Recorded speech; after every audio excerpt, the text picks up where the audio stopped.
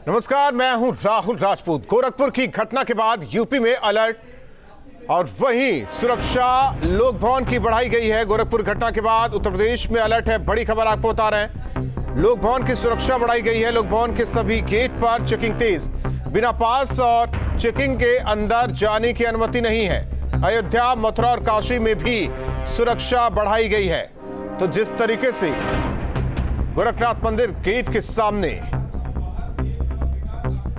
Police PAC के जवान पर हमला मुर्तजा ने किया और इस घटना के बाद लगातार सुरक्षा व्यवस्था बढ़ाई जा रही है। लोक भवन में सुरक्षा व्यवस्था बढ़ाई गई है। अयोध्या, मथुरा और काशी में भी सुरक्षा व्यवस्था बढ़ाई गई है।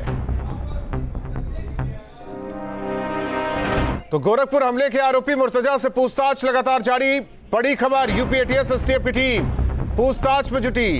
हमले से जुड़े हर पहलू के बारे में पूछताछ एटीएस और एसटीएफ की टीम कर रही है। कहां गया मुर्तजा, इस बारे में भी सवाल पूछे गए हैं। ब्रेन वॉश वाले वीडियो से जुड़े सवाल उससे पूछे गए। हथियारों के बारे में सवाल एटीएस और एसटीएफ की टीम ने पूछे हैं। मुर्तजा से आगे की साजिश के बारे में पूछा गया है। तो बड़ी खबर आपको इस वक्त की बता रहे हैं, मुर्तजा से आगे की साजिश के बारे में पूछा गया। हथियारों के बारे में सवाल मुर्तजा से किए गए हैं। मुर्तजा से आगे की साजिश के बारे में पूछा गया। तो सवालों के घेरे में मुर्तजा है। सवाल कि नेपाल क्यों गया था, वहां किससे उसने मुलाकात की, गुजरात के जामनगर जाने की क्या कहानी है, गुजरात में कौन कौन लोगों के संपर्क में वो रहा, भड़काऊ और ब्रेन वॉश करने वाले वीडियो देखना क्यों और कब उसने शुरू किया, क्या किसी आतंकी संगठन या अलगाववादी संगठन से उसका कोई जुड़ाव, अलगाववादी गतिविधियां चलाने वाले लोगों से कोई संपर्क, कोयम्बटूर में कब गया और वहां रिश्तेदार के अलावा किन लोगों से उसने मुलाकात की, धारदार हथियार कब और कहां से खरीदे, मंदिर के सुरक्षा कर्मियों पर हमला क्यों किया, सिपाहियों से असलहा छीनकर कौन सी तबाही मचाने की तैयारी में था मुर्तजा। इन तमाम सवालों के जवाब अभी आने बाकी और इसीलिए यूपी एटीएस और एसटीएफ लगातार पूछताछ मुर्तजा से कर रही है। हर एक सवाल का जवाब यूपी एटीएस, यूपी एसटीएफ जानना चाहती है कि आखिर सिपाहियों के असलहा छीनकर कौन सी तबाही वो मचाने वाला था। तो सवालों के घेरे में मुर्तजा नेपाल क्यों गया, किससे मिला, गुजरात के जामनगर जाने की क्या है कहानी, गुजरात में कौन कौन लोगों के संपर्क में रहा, भड़काऊ ब्रेन वॉश करने वाले वीडियो देखना कब से शुरू किया, किस आतंकी संगठन अलगाववादी से उसका जुड़ाव, अलगाववादी गतिविधियां चलाने वाले लोगों से कोई संपर्क, कोयम्बटूर में कब गया, धारदार हथियार कब और कहां से उसने खरीदे।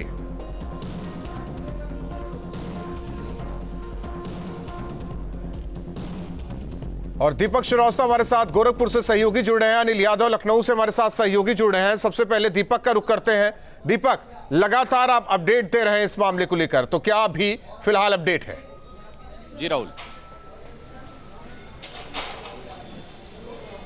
देखिए कोयम्बटूर के बारे में जो सूचना अभी तक आई है, कोयम्बटूर में मुर्तजा का ननिहाल है, नाना नानी उसके वहाँ पे रहते हैं और वो वहाँ पे अक्सर जाता था। अब उससे जो पूछताछ हुई है कोयम्बटूर में किससे किससे वो मिलता था, इसके बारे में एटीएस जानकारी ले रही है। इसके अलावा जामनगर जहाँ पे वो काम करता था वहाँ पे किससे मुलाकात होती थी, मुंबई में वो जहाँ रहता था उसके पिता वहाँ पर जब नौकरी करते थे तो किससे मिलता था वो, इसके बारे में एटीएस और एसटीएफ पूछताछ कर रही है। नेपाल वो गया था, कहाँ गया था, किससे मिलने गया था और नेपाल में कहाँ वो पिछले दिनों रहा, इसके बारे में भी पूरी जानकारी एटीएस और एसटीएफ की जो टीम है वो जुटा रही है। साथ ही नेपाल से कुछ संदिग्ध पिछले महीने गोरखपुर आए थे, उन संदिग्धों से भी इसकी मुर्तजा की मुलाकात की बात सामने आ रही है। वो कौन लोग थे, किस मकसद से गोरखपुर आए थे और इसके पास जो नक्शा बरामद हुआ गोरखस्पीड का वो क्यों इसके पास था, इन तमाम बातों पे राहुल पूछताछ लगातार जारी है। और जिस तरह से नए नए खुलासे इस मुर्तजा को लेकर के हो रहे हैं, ये बता रहा है कि एक सोची समझी साजिश के तहत मंदिर पे हमला करने की कोशिश थी। हालांकि हमला जल्दीबाजी में किया गया क्योंकि एटीएस को इसके इरादों की भनक लग गई थी और एटीएस इसके पीछे पड़ी थी, इसलिए इसने जल्दबाजी में इस पूरे हमले को अंजाम दिया। नहीं तो ये बड़ा कारनामा यहाँ पे करने की फिराक में था और इसके साथ तमाम जो दूसरे लोग थे वो कहाँ अभी हैं और किस तरह से उन्होंने इस घटना में इसके साथ संलिप्तता की, इन तमाम बातों को लेकर के पूछताछ की जा रही है। हिरासत में लोगों को लगभग अभी आधा दर्जन लिया गया है और भी बड़े पैमाने पर भी लोगों को हिरासत में लिया जाना है और यहाँ से लेकर के मुंबई तक टीमें लगातार काम कर रही है और माना जा रहा है कि 2 से 3 दिनों में पूरे घटनाक्रम का खुलासा कर दिया जाएगा। राहुल, ठीक, दीपक आपका रुख करेंगे, हालांकि अनिल का रुख करें, लेकिन उससे पहले खबर दर्शकों को बता दें। गोरखपुर की घटना के बाद यूपी में अलर्ट है, लोक भवन की सुरक्षा बढ़ाई गई है। लोक भवन के सभी गेट पर चेकिंग तेज है, बिना पास और चेकिंग के अंदर जाने की अनुमति नहीं है। अयोध्या, मथुरा और काशी में भी सुरक्षा बढ़ाई गई है। अनिल का रुख करते हैं। अनिल, गोरखपुर की घटना, हालांकि पूरे प्रदेश में अलर्ट है।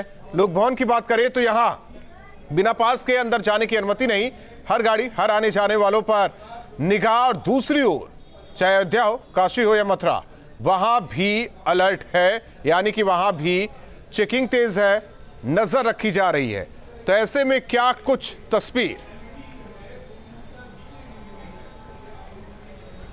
बिल्कुल, देखिए इस वक्त हम विधानसभा और लोक भवन के सामने से जो रोड जा रही, दोनों के बीच से उस रोड पे ही हैं। आप देख सकते हैं कि ये रोड जा रही है और यहाँ पर पुलिस फोर्स वैसे तो हमेशा तैनात रहती है, लेकिन आज कुछ बढ़ाई गई सुरक्षा व्यवस्था और विधानसभा के सभी गेट पर सुरक्षा व्यवस्था कड़ी कर दी गई। लोक भवन के गेट पर सुरक्षा व्यवस्था कड़ी की गई और किसी को भी बिना चेकिंग के और बिना पास के अंदर जाने की इजाज़त नहीं है। पहले भी पास लगता था लेकिन सुरक्षा व्यवस्था इतनी पुख्ता नहीं रहती थी कि बिल्कुल लोगों की बिल्कुल चेकिंग की जाए, उनकी तलाशी ली जाए। लेकिन आज ये व्यवस्था की जा रही है और तमाम सुरक्षा जो है, जो महत्वपूर्ण प्रतिष्ठान है लखनऊ में, उनकी सुरक्षा बढ़ा दी गई है। क्योंकि जो घटना सामने आई है उसके बाद एसीएस होम ने खुद न्यूज स्टेट पर बात करते हुए कहा था कि तमाम जो महत्वपूर्ण स्थल हैं उन सब की सुरक्षा व्यवस्था को रिव्यू किया गया और ये फैसला लिया गया है कि पहले के मुकाबले सुरक्षा व्यवस्था और ज़्यादा कड़ी की जाए। तो जाहिर तौर पर पहले से ज्यादा सुरक्षा व्यवस्था कड़ी की जाए। आप दोनों बने रहिए, दर्शकों को एक रिपोर्ट दिखाते हैं। मुर्तजा की जहरीली साजिश पर बड़ा खुलासा हुआ है। मुर्तजा के मोबाइल पर मिले जिहादी वीडियो, गुरिल्ला स्टाइल युद्ध के वीडियो देखता था मुर्तजा, नाटो सेना पर हमले का वीडियो देखता था मुर्तजा। ये आपको बड़ी खबर बता रहे हैं कि आखिर इस हमले से पहले क्या कुछ वो कर रहा था। जिस तरीके से लगातार छानबीन कर रही है यूपी एटीएस एसटीएफ की टीम, जहरीली साजिश का लगातार खुलासा हो रहा है। वीडियो में फायरिंग की आवाज पर जश्न मना रहे जिहादी, वीडियो में रॉकेट लॉन्चर से हमले पर जश्न की इसमें तस्वीर है। नाटो सेना के मरने पर भी वीडियो में जश्न है। वीडियो में अरबी भाषा में बातचीत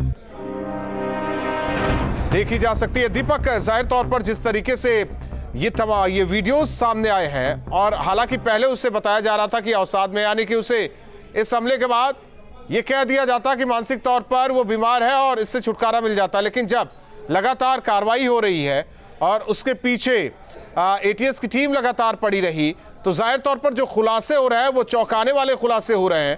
तार कहीं से जुड़ते नजर आए अभी तक?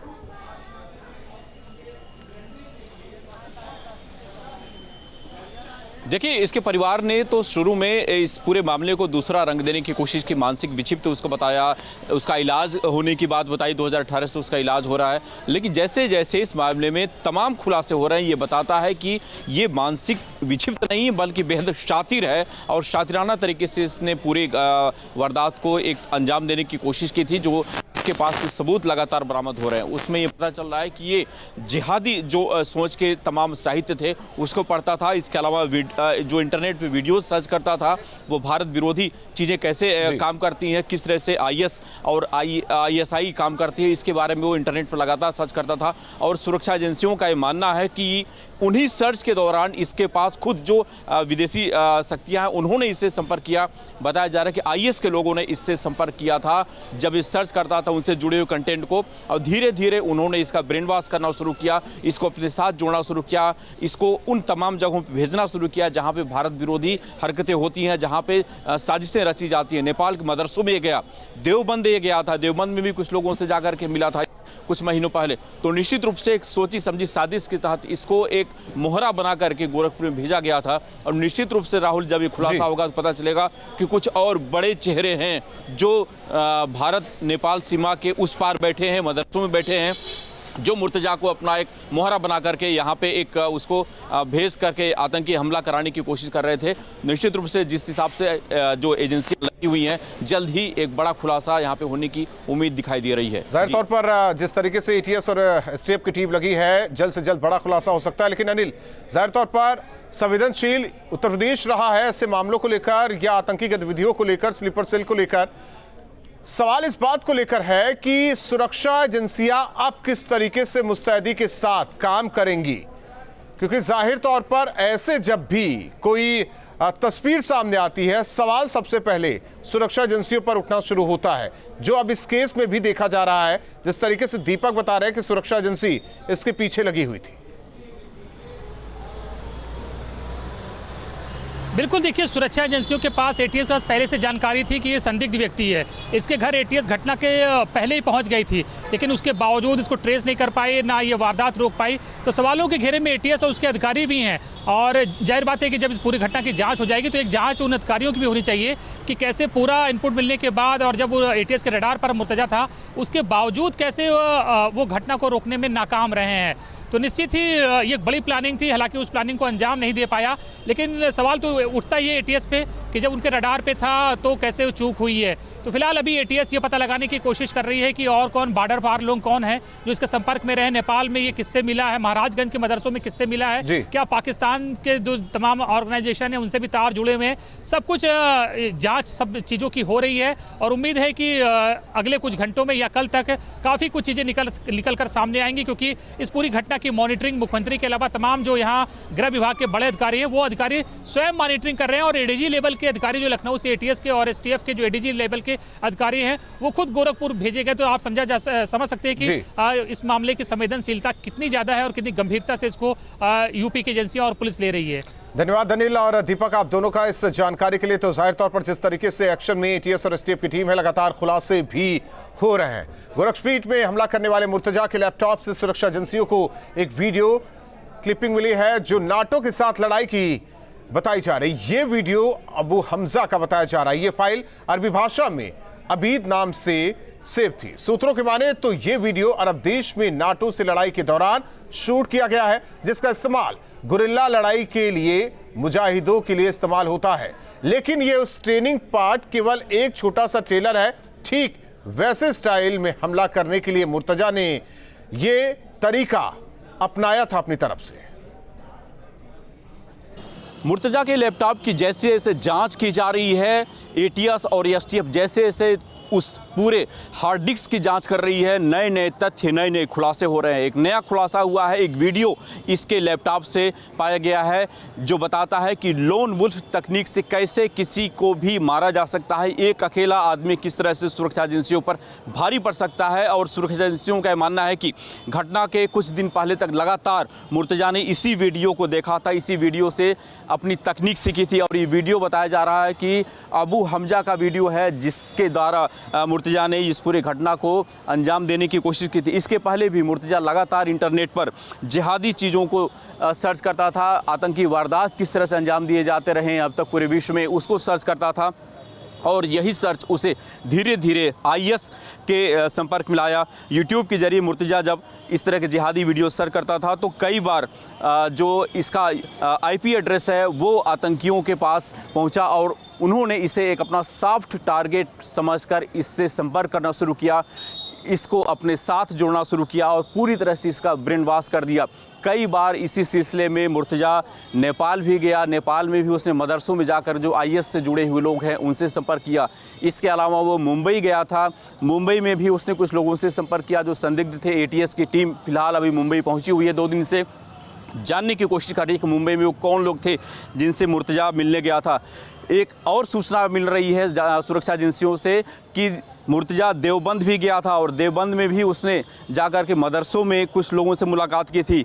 और इसके अलावा नेपाल के तमाम जो मदरसे हैं सीमा क्षेत्र के वहाँ पे तो जाता ही था। पूरी तरह से उसके माइंड को आतंकी संगठनों ने अपने वश में कर लिया था और उसे एक मोहरा बनाकर भारत में तमाम जो जगहें हैं वहाँ पे उसको भेजा जाता था। वहाँ पे जहाँ पे भारत विरोधी तत्व हैं उनके बीच में भेजा जाता था, उनसे मिलाया जाता था और एक तरीके से अगर कहें तो उसको तैयार किया जाता था किसी भी तरह के आतंकी हमले के लिए। और जिस तरह से रविवार को मुर्तजा ने गोरखपीठ में हमला किया था, ये दर्शाता है कि वो हमला जल्दीबाजी में किया गया था, क्योंकि उस हमले के कुछ समय पहले वो नेपाल में था, नेपाल में कुछ लोगों से उसने मुलाकात की थी और प्लानिंग ये थी कि एक बड़ा हमला गोरखपुर में गोरखपीठ में किया जाए। लेकिन एटीएस को तब तक उसके इन इरादों की भनक पहुंच गई थी, पड़ गई थी और एटीएस की टीम उसके पीछे थी। और यही कारण है कि मुर्तजा ने जल्दीबाजी में गोरखपीठ की जो सुरक्षा एजेंसियां हैं जो बाहर तैनात थी उसमें उन पर हमला किया और पकड़ा गया। वीडियो जर्नलिस्ट प्रतिपल के साथ दीपक श्रीवास्तव, न्यूज स्टेट गोरखपुर। बड़ी खबर मुर्तजा से जुड़ी हुई, एक और बड़ी खबर, देवबंद भी गया था मुर्तजा। तो लगातार जिस तरीके से जांच पड़ताल यूपी एसटीएफ की टीम, एटीएस की टीम कर रही है, अब ये खबर निकलकर सामने आई है कि देवबंद भी मुर्तजा गया था। लेकिन किससे मुलाकात हुई, क्यों मुलाकात हुई, कब मुलाकात हुई, ये खबर अभी नहीं सामने आई है। लेकिन ये पुख्ता हो गया है कि देवबंद भी मुर्तजा गया था। तो बड़ी खबर मुर्तजा से जुड़ी, एक और बड़ी खबर, देवबंद भी गया था मुर्तजा। लगातार जांच पड़ताल यूपी एटीएस एसटीएफ की टीम कर रही है। जिस तरीके से जामनगर, मुंबई, कोयम्बटूर, इसके अलावा नेपाल, देवबंद, अब नया नाम देवबंद का भी सामने आ रहा है जहां मुर्तजा गया था। और रुकते हैं कुछ पलों के लिए, खबरें जारी है।